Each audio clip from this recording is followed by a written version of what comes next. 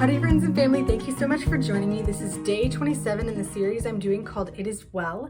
And the title of today's devotional is Be It Christ Hints to Live. This is the first line in the next stanza. And honestly, when I first looked at this line, I had a little bit of trouble understanding what it meant. And so what I did is I went and looked up what the definition of hints is.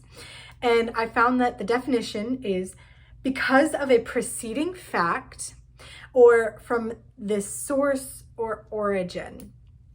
And so really what I'm understanding from this line is that it means because of Christ and what he has done, we live.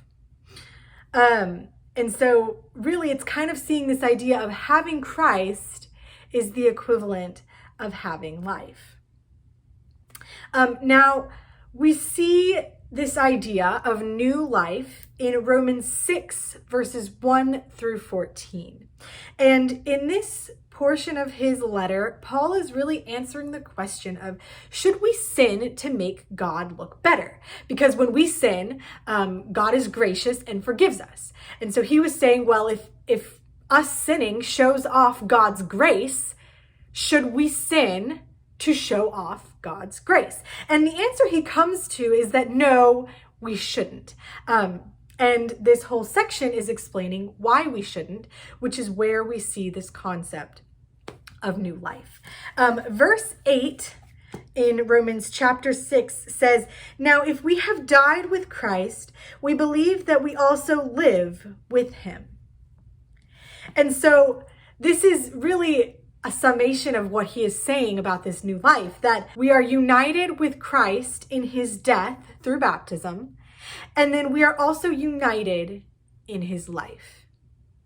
And we see in verse 7 that it says, "For one who has died has been set free from sin." So we see that we die with Christ and we also live with him, and that someone who has died is set free from sin.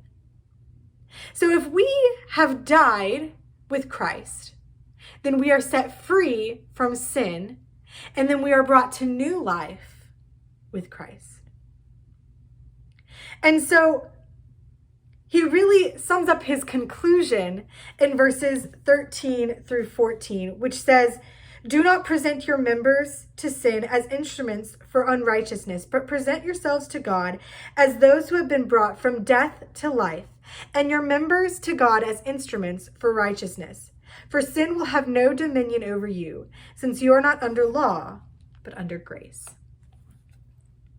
So we have died with Christ. Our old self was crucified with him. It is dead. And that old self is the self whose only future was to die and suffer eternal separation from God because of sin. But with Christ, that old self is put to death, and now we have new life with him, where we are no longer bound to sin, but we are living under grace.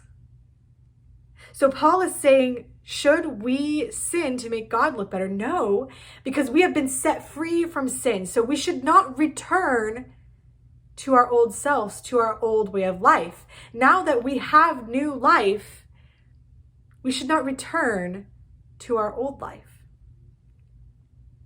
And so Spafford understood that with Christ, we have this new life that has the hope of eternal salvation, of life with him forever. And that the source, the origin of that life is Christ. So be it Christ hints to live.